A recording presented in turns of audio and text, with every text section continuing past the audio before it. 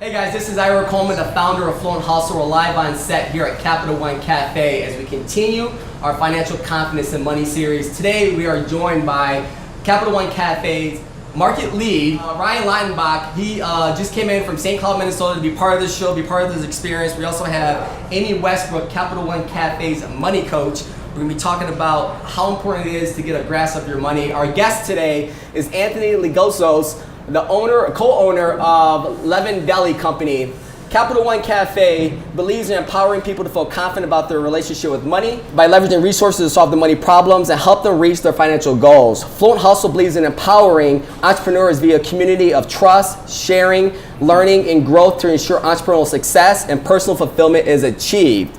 Both Fluent Hustle and Capital One Café are focused on helping people develop important life skills. Fluent Hustle wants to help entrepreneurs build their business, their network, and their world. Capital One Café wants to help people take control of their personal finances and achieve their goals overall. So we're continuing on with our Financial Confidence and Money series, and this space is growing massively over the last many of years. And Ryan's going to be able to speak with us about the growth. He's been with Capital One Café for over almost 17 years. And he's seen the infancy of this concept and where it's going. And we brought him onto the show today to kind of talk about that experience from your perspective and what it looks like, down the road. So let's talk about the space first of all, and then we can talk about the future of the Capital One Café concept. Cool, appreciate it. A common question that we're asked is, what is a cafe, and more specifically, what is this place, right? So.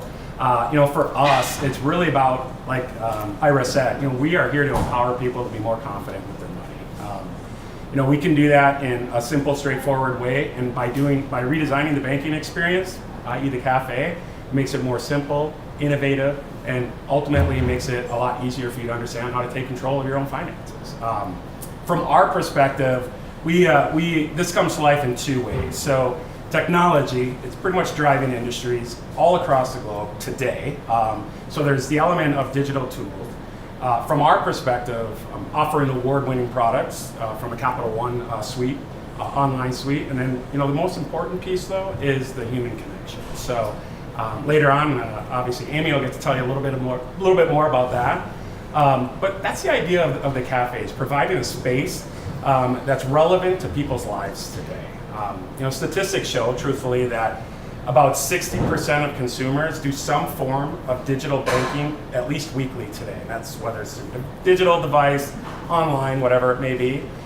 Yet when asked, almost 90% say, hey, I still want a human connection when I need one. Wow. And that's where the cafes come into play. So the space itself is designed to provide a unique experience just about every time you come in here. So we're constantly showcasing different things that can help people utilize the technology, the tools that are available today, and again, taking control of your own finances.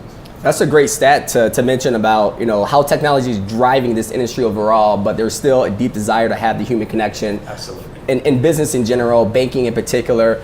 How have you guys been a pioneer in really changing what the customer wants? Yep. And allowing them to take advantage of the service you guys are able to provide while keeping banking simple overall? Absolutely.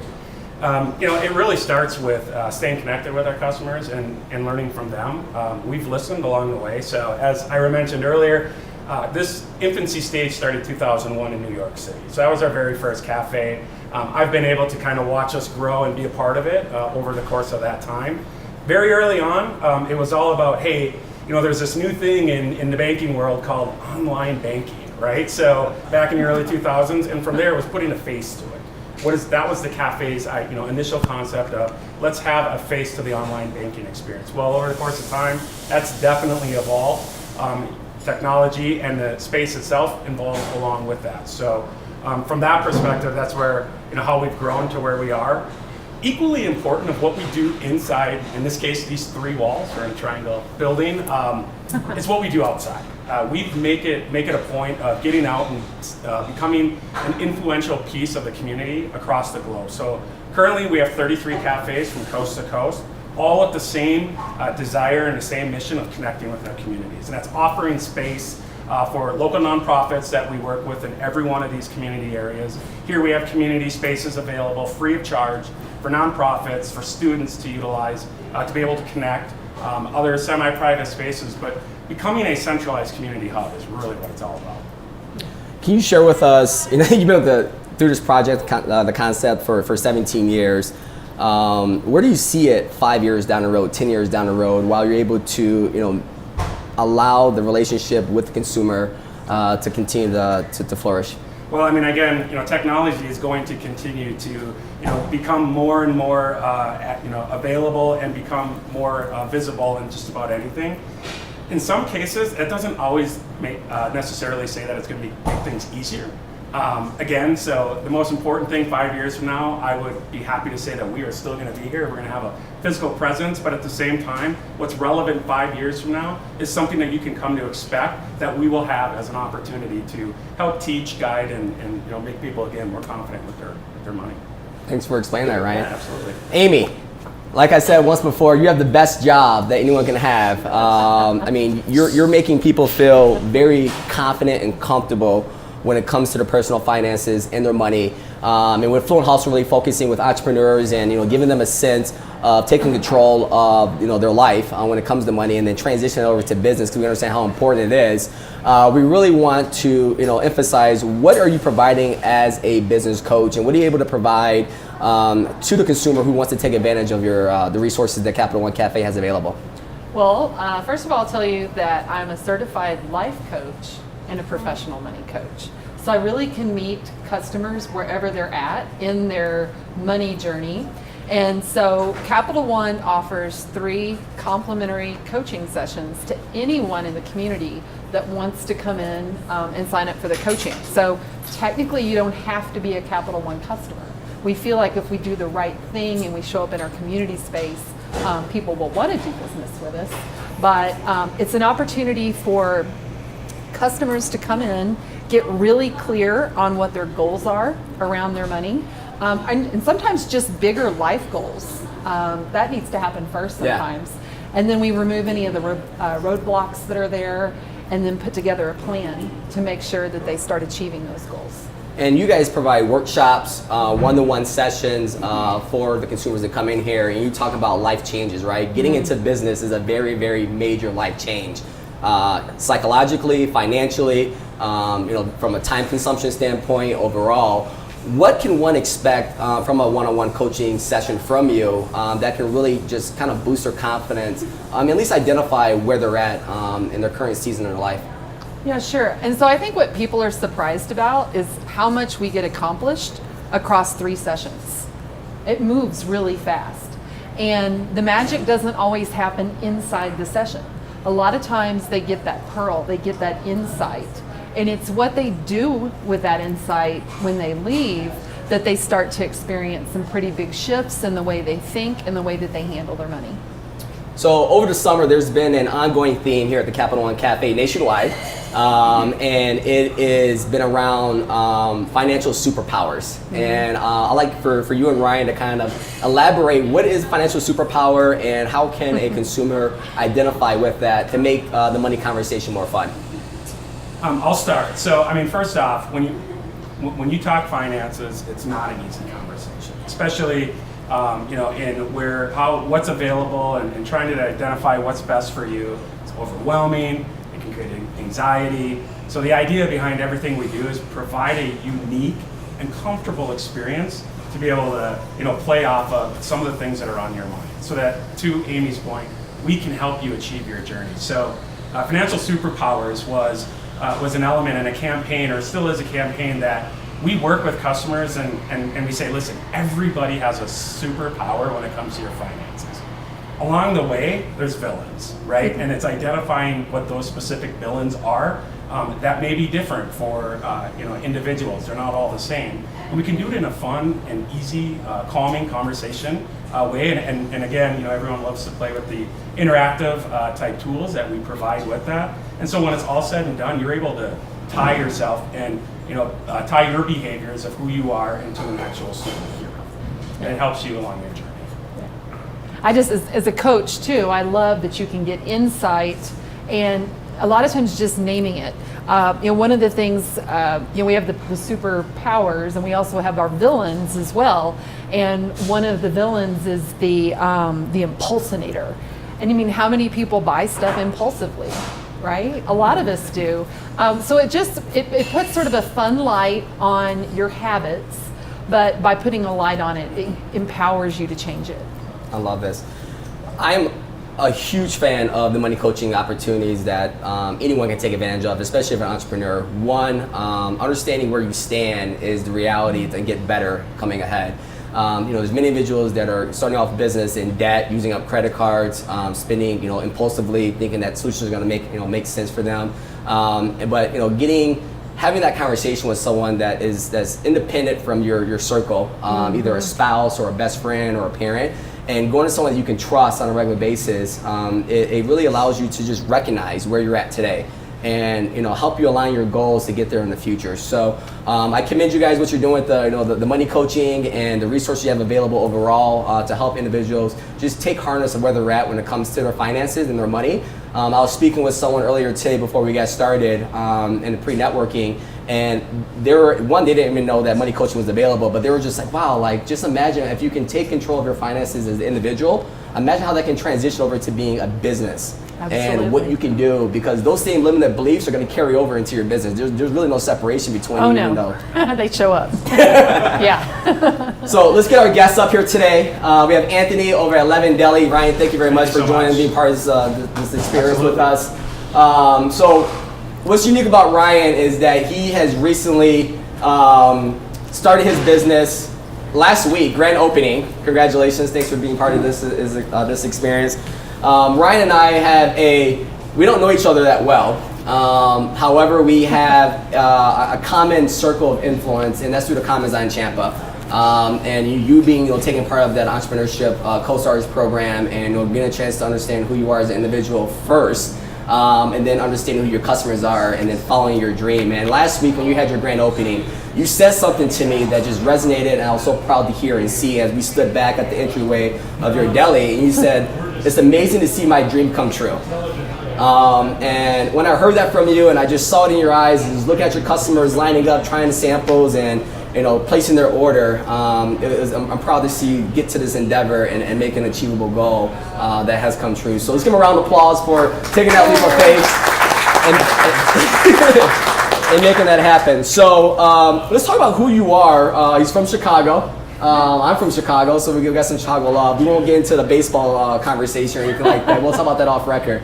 But where did this dream to open up your business come from, and what did it take you personally to get there from a financial standpoint? And then Amy can chime in with me as we kind of go, just understand your hustle journey and how that all came about. Sure. Thank you. Thanks for having me. Absolutely. It's a pleasure. I was lucky enough to work for a really accomplished entrepreneur pretty early on in my career development in Aspen. A gentleman named Danny Patterson. Okay. Started a group called Paradise Bakery, and he was a real self-made president, of Paradise Bakery. One of these can-do kind of guys, two-time Olympian, just an amazing mentor to have. And he taught me a ton, and he taught me how to save and how to save for when it really matters. And I was lucky enough to take that advice to heart. It was a opportunistic time for me to adopt that advice, and Aspen has a really high cost of living, so typically you are able to earn a little bit more if you can kind of duck and weave, but and if you can figure out how to live on a budget, then you're able to save some too. And so put some money away for a rainy day year after year, and pretty soon had just enough of a little nest egg to use to leverage myself in order to gain the financial loans to start the business, really. Yeah. And how long ago, so your co-owner is Luke. How long were you guys planning on putting this deli together? And what challenges did you guys face along that? What's unique is that when you're a solopreneur or you're a sole owner, you make your own decisions. But then bringing someone into the equation can make it a little bit more difficult. And how did you guys kind of come to the playing field that's fair for both sides to make that happen? Totally. We're pretty open book, so let it all air out, all hang out. Okay, let's hear it. So I had the capital came from my personal savings. Luke is a phenomenal talent, and I was lucky enough to meet him while we were both working at a restaurant in Denver called Potager. I had prior to that, I had moved to Denver. I was working as a sommelier in Aspen, and I thought that I'd want to open a wine bar of sorts. And so I moved to Denver, learned the local landscape, and was working in a bar and restaurant, and realized I hated the bar lifestyle. Wow. And so I started to write a business plan at that point for a restaurant concept that would revolve around daytime business. So that was lunch. And from the Midwest, from Chicago, growing up traveling through Detroit, often there's a lot of older delis there in that neck of the woods, and spending some time on the East Coast as well, they all made a really large impact on me. And so I wanted to bring that type of concept to Denver. So I was piecing together the business plan, and I switched jobs to working at Potager because it gave me a lot of free time during the day to learn the real estate market. And that was probably the biggest, to answer your question, the biggest challenge was finding available retail space as a startup in this established and developing and kind of fast-paced moving real estate market. Right. The available retail space in Denver was really limited, less than 2%, which basically means it's a revolving door. Right. Whenever a space is becoming available, it's because it's going out of business. First question any banker would ask you is, why is it going out of business? Probably location or accessibility. So we ended up looking at I was in the process of continuing to look at real estate. It took us 46 leases that we looked at, until we found the 47th, which was just the right fit. We found it was our third real estate agent that we were working with at that point. He was fantastic, and we saw it and knew right away that it would be an amazing fit.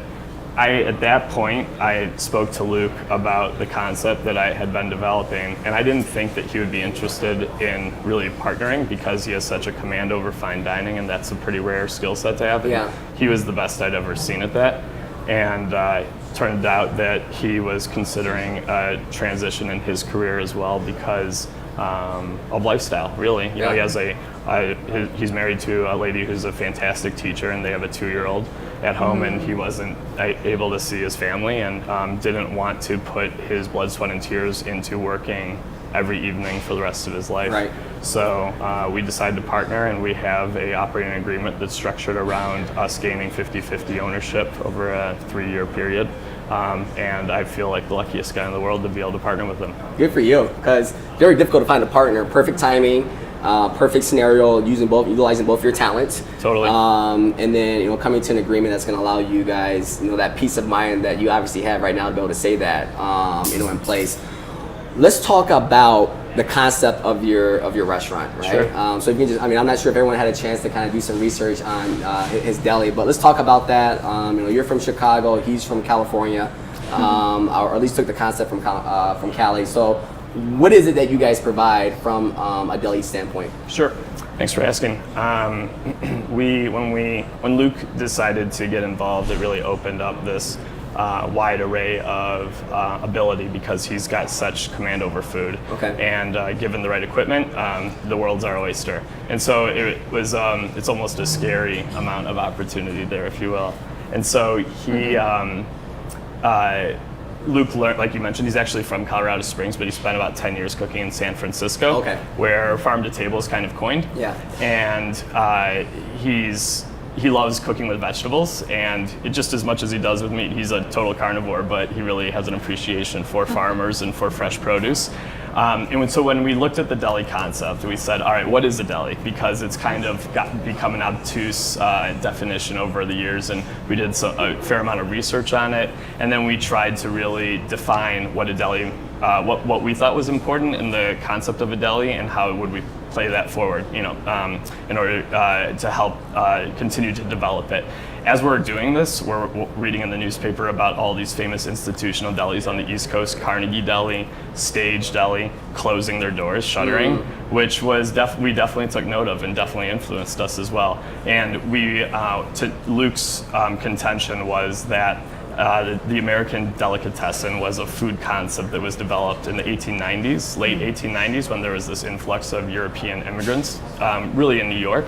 Once they were settled, they opened up these family heritage food shop market restaurants. And they used a lot of cooking techniques that were preservation techniques. So corned beef is British for salting, curing, pickling. But and then the massive New York sandwich was kind of an extrapolation of that. But these are all foods that you need at least a gallon of water to digest, right? And not super healthy or fresh. Yep. These were all food techniques, cooking techniques that were invented before refrigeration was invented, or let alone required by the health department. Yeah. So what we wanted to pull forward was the sensibility, sense of value, neighborhood and community feel of a deli. It's kind of, I jokingly say that it's the hardware store version of the restaurant model, where it's very good bang for buck, very honest, great customer service, friendly, easy, In and out. and you know what you get. Yeah, totally. I want to go back to the beginning of your mentor. Sure. And you having that experience to learn from Danny. Yeah. About saving. And I think this is where Amy is going to be best to be able to jump in and wrap this all together for us. What did he tell you about that big day moment and being prepared for that, so that way when you want to make that lifestyle transition, you're prepared?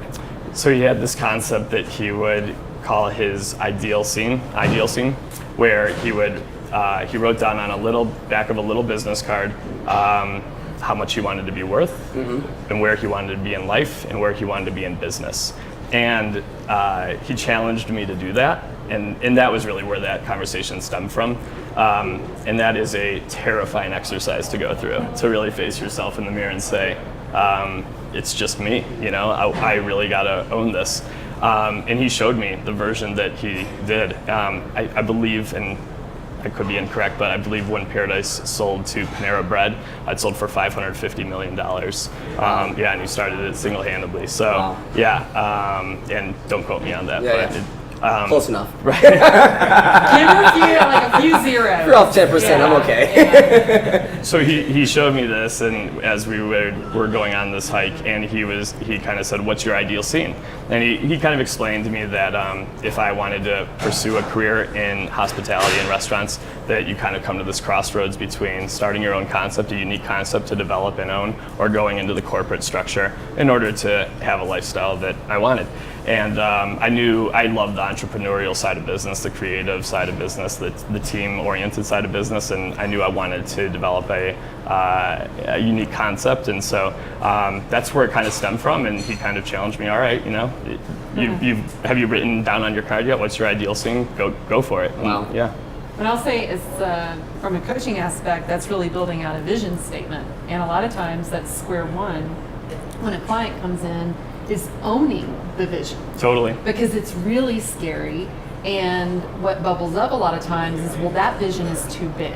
That's not possible. That's not possible for people like me. Right. Totally. And so we have to work through some of the limiting beliefs, so you really can't own the vision, because if you don't put your spot on the map where you want to be, how do you know where to go? For sure. And so you have to own it. So that's great advice. Yep. And Yeah, totally. We're huge believers in visioning, and Yeah. it seems so tacky at first, but have you read any of the Zingerman's material from Ann Arbor, Michigan? No. So they started this deli there, and they've published 4 books now. The Zingerman's Guide to an Anarchist Guide to Building a Better Business, Becoming a Better Manager. There's a series of 4 of them. But they're firm believers in visioning, and Luke and I read their books, and we actually went there to train with them. And when we read it at first, we were like, this is a little Woo-woo. yeah, totally, yeah, absolutely, little smoke and I've mirrors. heard it before. Totally. It's okay. And then you sit down and you have to write it, and it takes days and hours, and you're like, I'm going nuts trying to put this on paper, and it gets easier. And so we write visions for everything. We write visions for day 1 of the business, day 1 of hiring, day 1 of orientation, day 1 of opening, first week, first month, first year, 3-year, 5-year, 10-year, et cetera, and we share them, and then from there stems critical path, and it becomes very tangible. And just equally as hard as that, I think, is your exit strategy in order to commit to that. But if you don't know where you're going it's a lot harder to get there. Absolutely. Right? So Yeah. we chalk that out, and then we're able to weigh just about every decision that we're making as partners against that, and it's super helpful. Yeah. Yeah. Well, and I'll point out too, I think the difference between a visioning statement versus a business plan. The business plan is, what's your marketing going to look like? Where are you going to, the numbers you're going to put behind it. I think a vision statement is great because it's like, what are we building it to? What's the lifestyle that we want to have? Do Totally. we want to work nights? Do we want to have a family type environment? Do we want it to be, hip hop music at late at night? Like, you get to decide what that looks like. Totally. But if you don't think about it ahead of time, you might end up being more reactive, and then end up in a spot where you're like, oh, what have we built? And you hate it. Totally. Yeah. And Yep. a vision statement really protects against that. Yep, I totally agree. So thank you for sharing that. So Yeah. that business card you wrote, where you want to be, you still have it? I do, definitely. yeah, sure do. and And it changes. Yeah. It totally changes, yeah. So so how long ago did you and Luke come together to make the decision you guys want to put the deli concept together? It was the Masters Golf Tournament last year. Okay. Yeah. Wow. So So within 1 year, you're able to come together, come to concept, go to market, find a location. I had been working on it prior to that about 18 months Okay. before we decided to partner. So almost 3 years total. You've been kind of going through this process. Right? Totally. Yep. Where was those pitfalls you're in your head dealing with? You're saving your money. At what point did you feel like you were scared, or that you weren't making the right decision, or were you bought in all the way through? Every day. Truth. Every morning, every night. Yeah. I learned to operate on very little sleep and love getting up and getting going. I think back to visioning and to the card, the hardest part is often starting. The hardest part is, money's a resource and it's hard to talk about it, but then you know where you stand, and Yeah. we really we like that. What else scared us? The real estate portion was really tough. It's hard to perseverance is the name of the game for any entrepreneur. I mean, it's I think Elon Musk said it's like starting a business is like standing by yourself, staring off into the abyss and eating grass. It's very humbling. It's very hard, but you gain momentum. Once Luke was involved, it was like 3 times easier to get a third person involved. When a third person was involved, it was 5 times easier to get another, and it's exponential. Right. And we were able to get a lot of like-minded people involved, and we're really proud of the teamwork. And I think I'll speak to that because we talked a little bit before the show, and that was something that I noticed that you and Luke had very similar values. Totally. And they had the values of community, of teamwork, which again isn't always present in the restaurant business, which we can jump into that a little bit more. But when you are clear on who you are and what your values are, it makes seeking that partner easier. You know what you're looking for. First, I see this a lot when I'm doing money coaching and there's couples and we do their values statement and they are not aligned at all on their values. And I'm like, I'm curious how you're married. Like, wow, this is probably really difficult for both of you because they're not aligned, not only around vision, but around their values. That's a whole other subset that I just think is neat that you, I don't want to say stumbled upon. You're clear on who you are, but I love that you recognize how important that is to find that in other people. And it's a lesson for everybody. I totally agree. That's probably what's led to the most of our success in our partnership is that they just have aligned, and when we recognize that, we were certain not to just let that fly by, and we said there's something really important here, and that's really why we decided to work together on this was, and we articulate it and write it, and it's hard to do. It really is hard to be that honest with yourself, and harder for me personally to figure out what I really want and what I'm really going after, and then commit to that. We both decided, so the deli is 3 things. It serves 3 purposes for us. It allows us to grow our careers in food and beverage and work in a restaurant during the day in Denver, and allows us to increase our responsibility and earning potential. And then we know that we'll never be a bar. So we'll never be open late. We define late by we want everybody who we work with to be able to be in bed by 10 if they want to be. And so that's our value system, and that's what the deli is, and that's what the deli will be. And you're also testing those values. You're putting the value system to test right now, because right now you're going from 7 to 7. Totally. And I heard a conversation with one of the patrons. Saying we're figuring it out right now. Totally. To understand when's the best time of the day to have our restaurant open. When's the better time of the day to make sure that our staff can be part of the experience overall. Mm-hmm. What's behind that? I think a part of the deli in any good retail business is going to be neighborhood connection. And so we're trying to fine-tune what the best fit for the neighborhood is, and we're open to that. Now, there are parameters around that. We'll never be a bar, we'll never be open late. That's just not what we're out to offer. But we are flexible. We are in the business of being accommodating, so we want to make sure that we are offering the right services to best fit this neighborhood.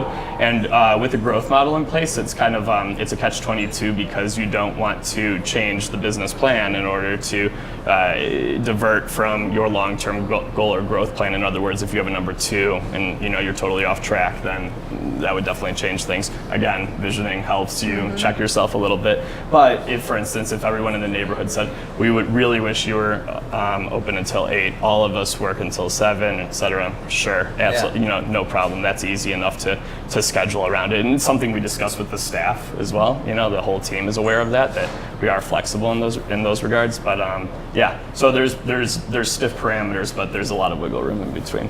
Speaking of staff, when I was there, you guys were slammed. You have everyone waiting outside out the door. You had the ice cream truck out there. But everyone was nice. Cool, calm, and collected, and there was a smile on everyone's face. So whatever you guys doing from a cultural standpoint to be able to manage that and keep it fun. I mean, everyone had been overwhelmed. I mean, it's obviously your grand opening day, but either you guys did preparation before that, having communication, talking about what to expect. But I commend that, because that made my experience personally just more joyful to be there. And communication from you walking up to me and saying hello, and then you had the greeter at the front door, and then you had the person taking the order and everything like that. Before you met your mentor, Danny, right? What was your relationship with savings and understanding how imperative it is to kind of position yourself for success moving ahead? And when he told you to write your vision on the back of that card and prepare yourself for that day, how far did you have to move that needle to get that mindset there?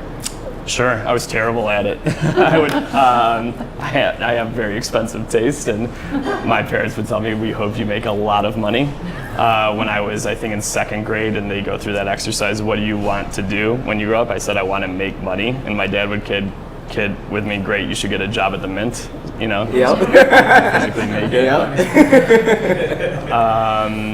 I love the athletic side of business and the earning, and it turns into a game, and then you get to a point where you realize it's a resource, and it's going to allow you to reach your goals eventually. And I got a little bit more disciplined along the way, but I was also lucky enough to learn a lesson pretty early on in my career that money doesn't buy happiness, and that ideal scenes do, and that money is one of the resources necessary to earning your ticket towards your ideal scene. And so, I had to change a lot, but when I was lucky enough to land a job at a pretty early age where I was earning a pretty hefty salary, and I would go out for these very fancy sushi dinners by myself often at this very fancy restaurant, very stressed out, and all of a sudden the tuna didn't taste so good. And the white burgundy loses its flavor, and you realize why, what do I really want? And it's an honest conversation that you have to have with yourself, and then you start moving yourself towards that goal, or you don't. So, yeah. Well, I don't want to, in our conversation ahead of time, what we talked about too is he really had to look at how you do define success. Totally. And that it isn't all about the money. And maybe you could speak to your definition of success a little bit, and how you came full circle, and how you're building that legacy around your people. It's very humbling to hear it that way, but we've got a great team that we're lucky enough to work with. So just to clarify, you want me to back up and talk about the definition of success as far as the team goes and so Yeah, forth? because I think early on, I mean, Totally. he did think it was money, and you were making a lot of money at a very early age. But then you had that realization Totally. that there's more to it. What was the more for you? Yeah. I was working for a gentleman who was a retired real estate developer who had a pretty large real estate portfolio in New York, who had sold it, who loved to cook, and he kind of fancied himself as a chef. And at the time I was working for this amazing property in Aspen called the Little Nell, and we took on a restaurant. We took back the management rights to a restaurant called Ajax Tavern, and we threw these parties, and we were having a blast. And I helped manage it after it was reopened for about 6 months, and we drove $1 million down to the bottom line over budget the first year. Wow. And it was just this awesome experience, and turned a couple heads in Aspen, and pretty soon I had some job opportunities knocking at my door, and this one gentleman really wanted to work with me to develop a restaurant, and it was the right opportunity for me at the right time. I didn't know the longevity of it, and he was coming from the world of real estate, which is not what I learned, not an operating business the way that most businesses typically operate. Everybody's disposable. You can fire one contractor off the job and have a new one in their place the next day and so forth. Didn't feel right, didn't seem right, didn't sound right, etc. Taste right? Didn't taste right, totally, good one. But I was earning all this money, and I was like, well, is this really success? And that's when I actually crossed paths with this gentleman, Danny, who came in and, totally. And he kind of, I say, like, rescued me out of it. And I realized that money doesn't buy happiness, and that it is about teamwork and about being part of a really great team, and about winning as a team as well. And when Luke and I talk about the vision for Leven, Leven means a couple things. It's the second E is actually a schwa, which is the phonetic way of pronouncing leaven, like leavened bread, which is what makes bread rise. But it also means the secondary definition is an impermeable force that helps improve. And so we want to see the lives of all those who work with us improve through working with us. So that's success to me. And Zingerman's taught us, we really learned from a lot of those books, this concept of servant leadership, and the belief that if you can articulate your vision very clearly and align yourself with people who share that vision, and then it's classic, but give them the right tools and support and discipline in order to reach that goal, then you're able to help elevate everybody together. So you walk into a deli on opening day that's totally bonkers, and everybody's got a smile on their face. Yeah, we've been lucky enough to receive some really positive reviews already, but nothing puts a smile on my face like when I read about the team experience, that people are recognizing how engaged, genuine, and determined our team is, and it's great. And it's a typical management job. There's no question about it. You have to push people back into place all the time, but it makes life a lot easier. That's awesome. Yeah, thank you. So we got a few people taking notes, and I love seeing that. We're going to open up the floor to the audience for questions. So if you have feel compelled to ask a question to Anthony or Amy, we'll gladly accept those now. If not, we'll keep the conversation going because I got a couple more things. You got a question? Anyone got a question? Yes. With the visioning that you talked about, like really dialing in that vision for every little step along the way, it comes across as a very logistical, helps with logistical planning of things, yes? Totally. What did it do for you on the emotional preparation side? Huge. Being a whole new venture, does that make sense? 100%, absolutely. What was that like? I think it kind of weighs in, I tie it back into Ira's comment about the preparedness and the feeling of what opening day looked like, felt like, and it's funny, actually, that's a really poignant question, because one of the things that it did was it helped us face the music for what time am I going to show up at, right? Like, all right, if I'm doing at 6, am I going to show up at 4? Am I going to have enough sleep if I show up at 4? And then you start thinking, wait a minute, I wrote down I wanted to show up at 4, I better go to bed at 9, instead of 11, the night before, right? So it definitely helps with that. And then with the emotional side, there's nothing like getting caught on your heels. Nobody wants to be a deer in the headlights, and so you're totally anticipating what that is going to feel like, and it is a very soft skill set exercise, and so you're trying to transpose yourself into that framework and say, all right, I've done openings before. What goes wrong? How am I going to feel? When Luke and I had this conversation for about half an hour, he said, what's going to break? Music, lights, electricity usually trips a few times when you have equipment working that hard when you haven't before. So we said, all right, electrician, we're going to do a dry run for this, right? And then you go through that exercise. All right, staff, what happens when the music does go down or the phones aren't working, etc., right? And so it's almost like acting. And once you've done it, when you're in it, you're like, all right, I've almost deja vu, right? I've been here before. It feels totally rehearsed. I think a couple of people told me, they're like, how are you so calm right now? And I'm like, this is the easy part. Like, this is the fun part, and you're able to smile and enjoy it maybe a little bit more than if you're worried about, is every little thing happening, The perspective is huge for it. So I hope that answers that, does it? Yeah, awesome. Any other questions? It's a good question. Yeah, it's great. Yeah. You mentioned Danny being so important to your business and the start of your entrepreneurship. My question is how did that go from an association or a friend or just meeting to, hey, you're my mentor now? Totally. How did that work out? Also, an awesome question. It was pretty intentional, I think, and really on his part. And I was super, super lucky to just be in the right time at the right place. It's like I won the lottery. He said something super important to me a couple of times, in which I'll never forget, which is all great leaders in great moments of leadership are also in mentor and mentee relationships. And if you've ever tried to teach something, it's a super humbling experience. You realize how little you actually know when somebody asks you a pretty, pinpoint question. And so I think that it was just super, super helpful that he he took me under his wing, right? I was having this hard time at that moment, not knowing what success was and which way was up, and I was kind of losing it. It's like, if I remember this pretty specifically, but I went from business school to managing. My first management role at the Little Nell was 96 people, and I was losing it so every day. It took me a couple of weeks to realize I had to carry around a notepad to write down everything, because I just couldn't remember every employee request and so forth. Then I couldn't remember where I put my notepad, and I'm like, the wheels are coming off, right? And I realized how different business is than the classroom, right? You don't get a syllabus. You don't get this checklist of, if you get 90%, you get an A, right? Everybody's got a different way to get there. And I realized that there's 10 different ways to skin a cat, right?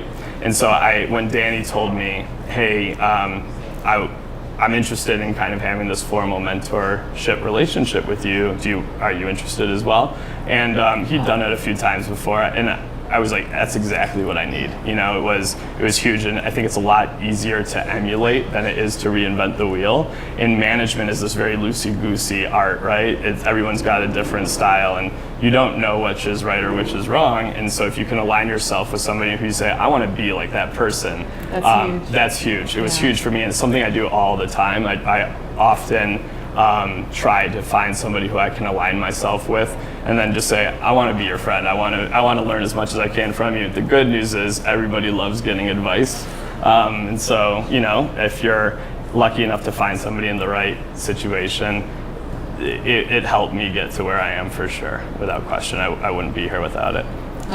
And ask. I mean, if you find that person, ask if they're open to the relationship, and then you got to show up. Yeah. Totally. I mean, if you didn't follow through on anything, he'd be like, yeah, great, totally. I'm going to go work on somebody now that I think is going to follow through on my 100%. advice. Yeah, So. you get out what you put in. Yeah, for sure. So with Danny being your mentor, where is he challenging you now? The doors are open. You got a staff with you and Luke. Where's that conversation gone recently and helping you get to that next level? Sure. I reach out to him every once in a while, and it was an honor to be able to send him a version of the business plan. But I've kind of found different mentors locally, and he was super influential in my life. 2010 to 2015. But after that, I've kind of, being in Denver and him and Aspen and his 2 girls moved out to California. So I don't seek consistent advice from him anymore. There's a guy in town who started a restaurant group called Snooze, a guy named John Schlegel, who I was lucky enough to network and meet. And so I did approach him and I said, hey, I want you to be my mentor. Are you open to that? And he's one of the best at doing that I've ever seen, and that is his niche for sure. He is just such a people person and he kills it.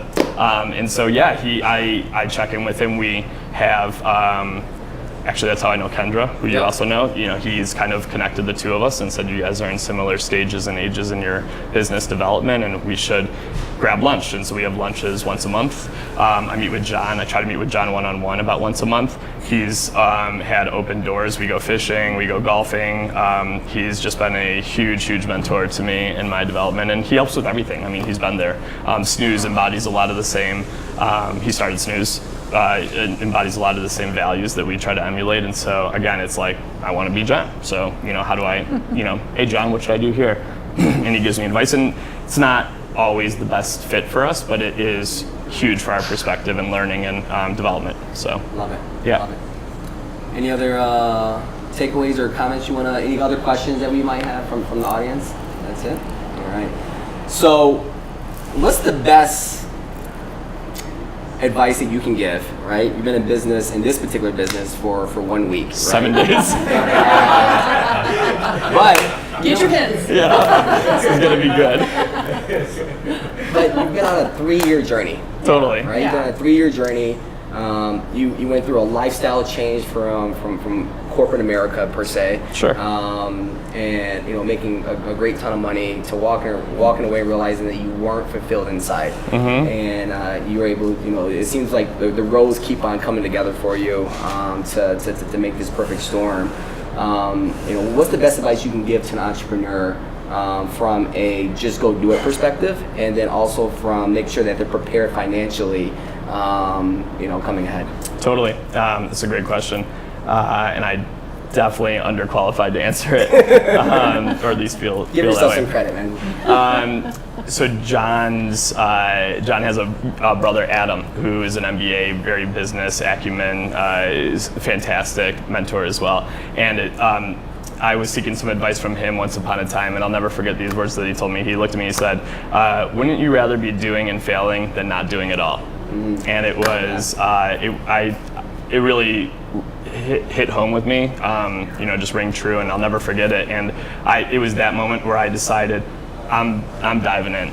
I would rather be doing and failing and learning, and waking up eager to push the envelope and push the move forward with it than not doing it all and being on my heels and kind of paralyzing myself by the fear of failing. Right. And then don't give up. It gets scary, it gets lonely. It's 46 properties are a lot of properties to look at, and 2 years of feeling like you're getting nowhere made me feel like I was going insane. Mm-hmm. But I'm so happy to be part of the team that we helped build in the neighborhood that we're helping serve, that it is absolutely worth every minute of every day. Good for you. Thanks, man. Good for you. Thank you. I believe failing forward is the best thing that people can do. Mm-hmm. You can have the perfect plan and you go to put the action, it can fail just like that.